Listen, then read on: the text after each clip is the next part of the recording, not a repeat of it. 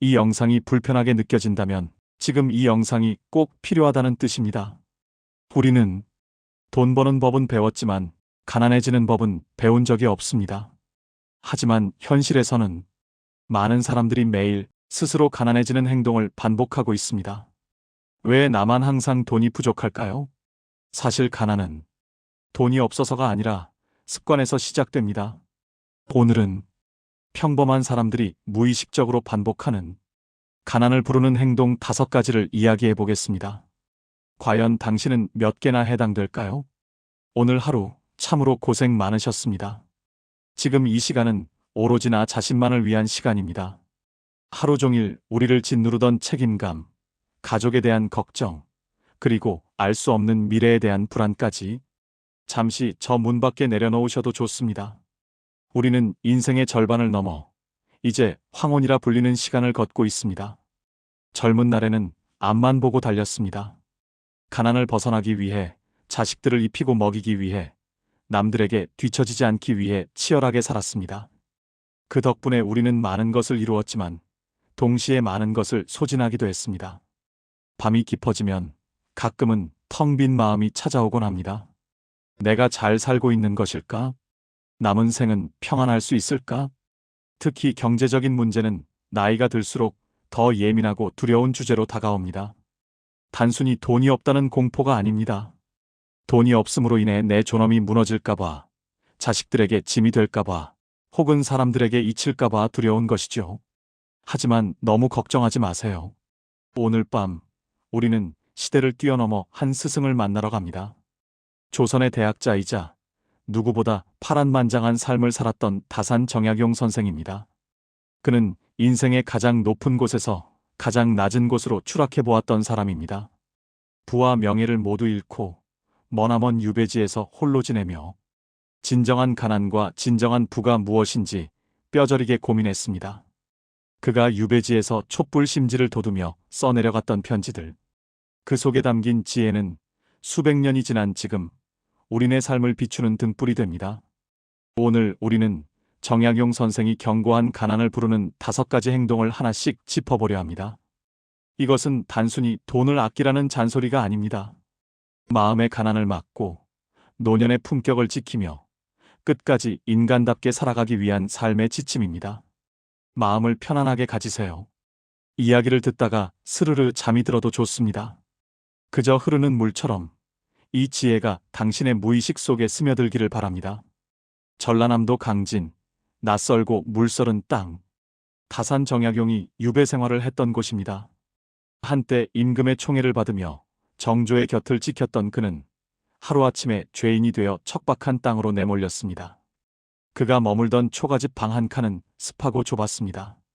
겨울이면 문틈으로 황소바람이 들어오고 여름이면 벌레들이 들끓었습니다. 그때 다산의 나이가 지금의 우리와 비슷했습니다. 가장으로서 가문을 지키지 못했다는 죄책감, 패족이 되어버린 자식들의 앞날에 대한 걱정, 그리고 당장 끼니를 걱정해야 하는 현실적인 궁핍함이 그를 짓눌렀습니다. 하지만 다산은 그 가난 앞에서 무릎 꿇지 않았습니다. 오히려 그는 가난했기에 더 깊이 사색할 수 있었고 외로웠기에 더 많은 책을 쓸 수 있었습니다. 그는 멀리 떨어져 있는 두 아들, 학연과 학유에게 끊임없이 편지를 보냈습니다. 그 편지들은 단순한 안부 인사가 아니었습니다.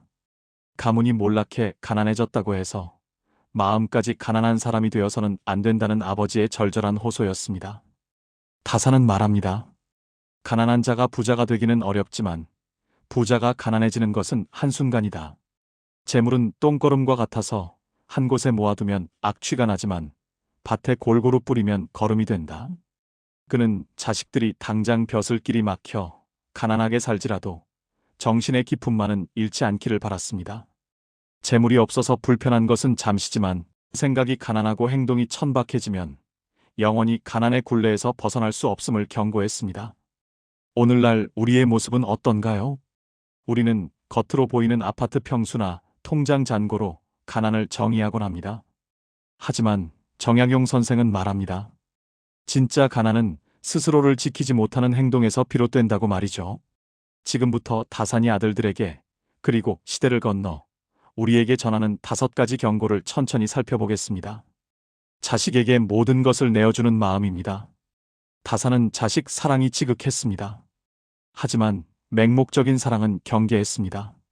그는 자식에게 재물을 물려주기보다 스스로 살아갈 수 있는 근기를 물려주고자 했습니다. 우리 세대의 가장 큰 고민 중 하나는 바로 자녀 지원 문제입니다. 평생을 바쳐 키운 자식이 결혼한다고 하면 집이라도 한 채 마련해주고 싶은 것이 부모의 마음입니다. 나는 좀 덜 먹고 덜 쓰면 되지. 자식 기죽는 꼴은 못 본다. 이런 마음으로 노후 자금까지 털어 자식의 전세금을 마련해줍니다. 살던 집을 줄여 외곽으로 이사가고 퇴직금마저 헐어 며느리, 사위 손에 쥐어줍니다.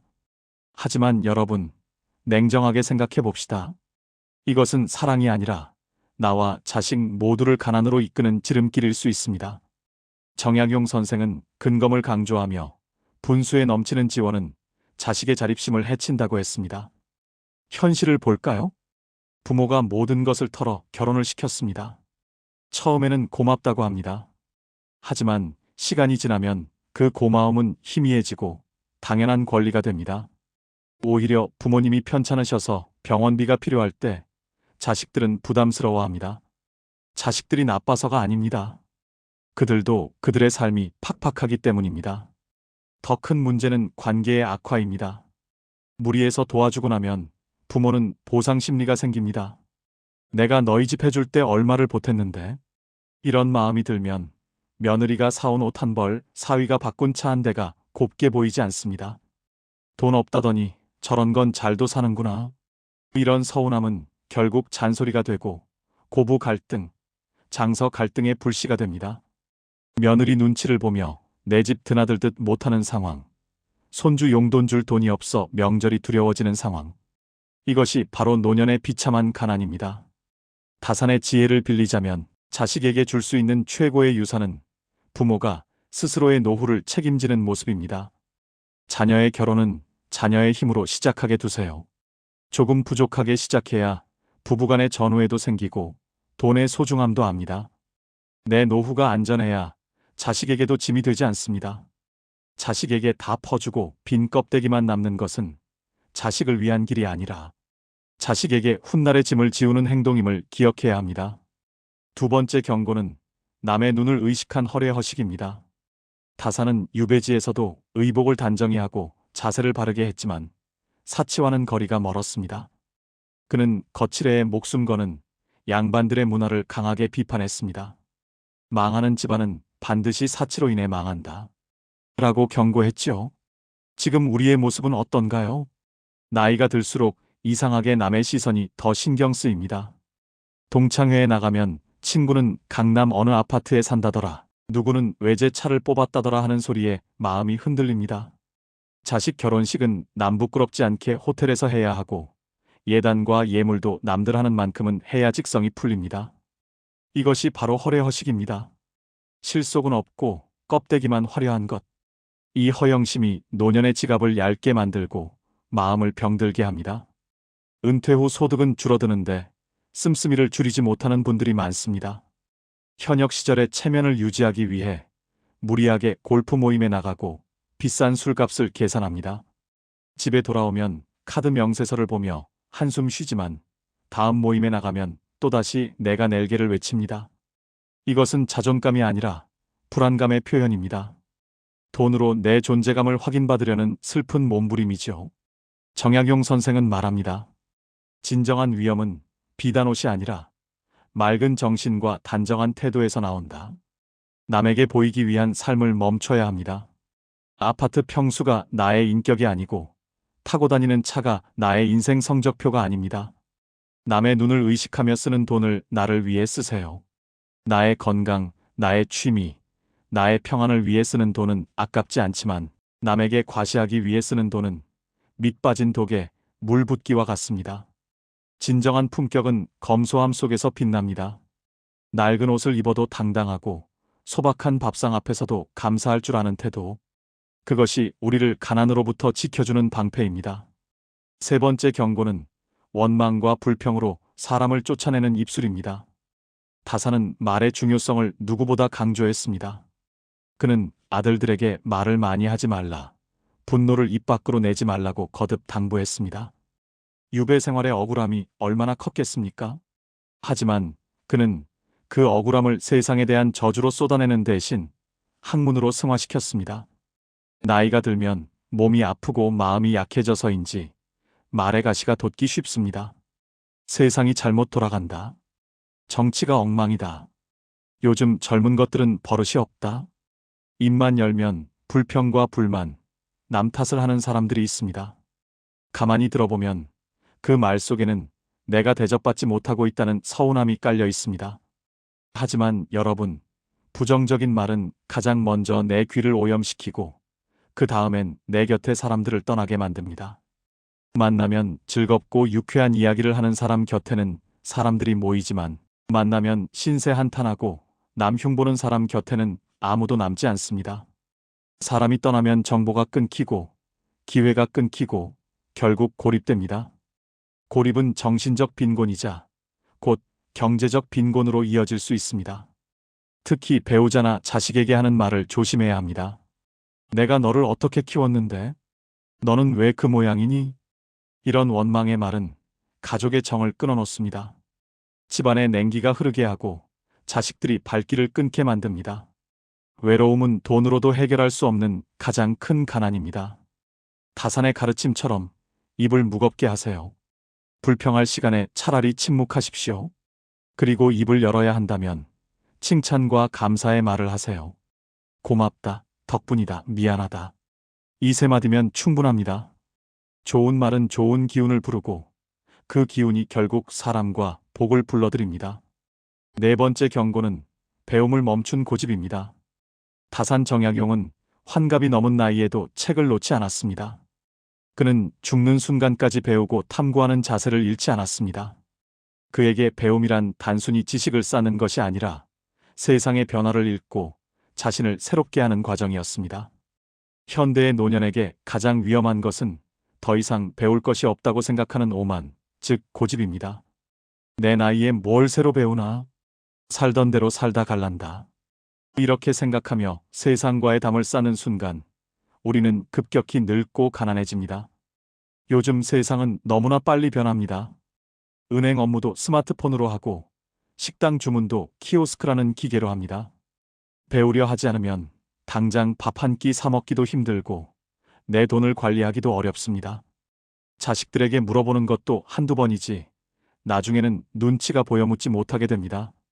그러다 보면 점점 활동 반경이 줄어들고 집안에만 갇히게 됩니다. 배움을 멈춘 뇌는 굳어버립니다. 과거의 영광, 내가 왕년에 라는 말만 되풀이하는 꼰대가 됩니다. 새로운 정보를 받아들이지 않으니 금융 사기에도 취약해집니다. 보이스피싱이나 다단계 사기에 노후 자금을 날리는 어르신들의 공통점 중 하나가 세상 물정에 어두우면서 고집은 세다는 것입니다. 귀를 여세요. 그리고 배우세요. 스마트폰 사용법을 배우고 새로운 취미를 배우세요. 도서관에 가서 책을 읽고 유튜브로 세상 돌아가는 이야기를 들으세요. 다산은 유배지에서도 제자들을 가르치며 서로 배웠습니다. 배움에는 나이가 없습니다. 무언가를 배우려는 호기심이 살아있을 때 우리는 늙지 않습니다. 유연한 사고를 가진 노인은 젊은이들과도 소통할 수 있고 그 소통 속에서 새로운 삶의 활력을 얻습니다. 정신이 깨어 있어야 내 자산도 내 삶도 지킬 수 있습니다. 다섯 번째 경고는 몸을 돌보지 않는 어리석음입니다. 다산은 유배 생활 중 몸이 쇠약해지는 것을 경계하며 차를 마시고 산책을 하며 심신을 다스렸습니다. 그는 몸을 돌보는 것이 곧 효도이자 삶을 지탱하는 근본이라고 여겼습니다. 많은 분이 돈을 아끼느라 건강을 해칩니다. 전기세가 아까워 한겨울에 난방을 끄고 냉방에서 잡니다. 식비가 아까워 대충 물에 밥 말아 김치랑 먹거나 유통기한 지난 음식을 아깝다고 먹습니다. 몸이 아픈데도 병원비가 아까워 약국에서 진통제만 사 먹으며 버팁니다. 여러분, 이것은 절약이 아니라 어리석음입니다. 지금 아끼는 몇만 원이 나중에 수천만 원의 병원비가 되어 돌아옵니다. 건강을 잃으면 그동안 모은 돈이 무슨 소용이 있습니까?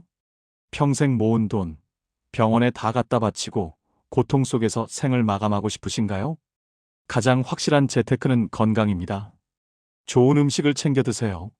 제철 과일도 사 드시고 단백질도 챙겨 드세요. 춥지 않게 따뜻하게 지내세요. 아프면 바로 병원에 가세요.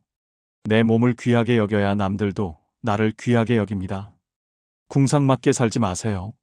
자식들에게 유산 남겨줄 생각 말고 그 돈으로 내 몸 건강하게 지켜서 자식들 간병 부담 덜어주는 것이 100번 낫습니다. 다사는 척박한 환경에서도 스스로를 귀하게 여길 줄 알았습니다. 우리 몸은 우리 영혼이 머무는 집입니다. 집이 무너지면 영혼도 쉴 곳이 없습니다. 건강한 신체에 건강한 정신이 깃들고 그래야 가난의 그림자가 틈타지 못합니다. 이제 이야기를 마무리하려 합니다. 정약용 선생이 유배지에서 보낸 18년. 그 긴 시간 동안 그는 가난과 고독을 견디며 깨달았습니다. 진정한 부유함은 창고에 쌓인 곡식에 있는 것이 아니라 어떤 상황에서도 흔들리지 않는 마음의 평안에 있다는 것을요. 오늘 우리가 나눈 5가지 이야기 기억하시나요? 자식에게 올인하지 않는 냉철함, 남의 눈치 보지 않는 당당함, 불평 대신 감사를 말하는 입술, 죽을 때까지 배우려는 열린 마음, 그리고 내 몸을 아끼고 사랑하는 지혜. 이 5가지만 지켜도 우리의 노년은 결코 초라하지 않을 것입니다. 비록 가진 것이 예전보다 적을지라도 우리의 삶은 훨씬 더 풍요롭고 우아해질 것입니다. 부자는 특별해서 부자가 된 게 아닙니다. 가난해지는 행동을 먼저 끊었을 뿐입니다. 이 영상이 당신의 소비 습관 그리고 돈을 대하는 태도를 한 번쯤 돌아보는 계기가 되었으면 합니다. 밤이 깊었습니다. 이제 모든 걱정을 내려놓을 시간입니다. 자식 걱정도, 돈 걱정도, 건강 걱정도 지금 이 순간만큼은 다 잊으세요. 스스로를 칭찬해 주세요. 오늘도 잘 살았다. 나는 오늘 하루 참으로 고생 많으셨습니다. 지금 이 시간은 오로지 나 자신만을 위한 시간입니다.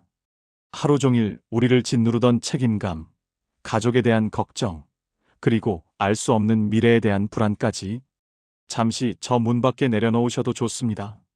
당신의 남은 인생이 다산의 차 향기처럼 은은하고 깊어지기를 소망합니다. 편안한 밤 되세요. 안녕히 주무세요.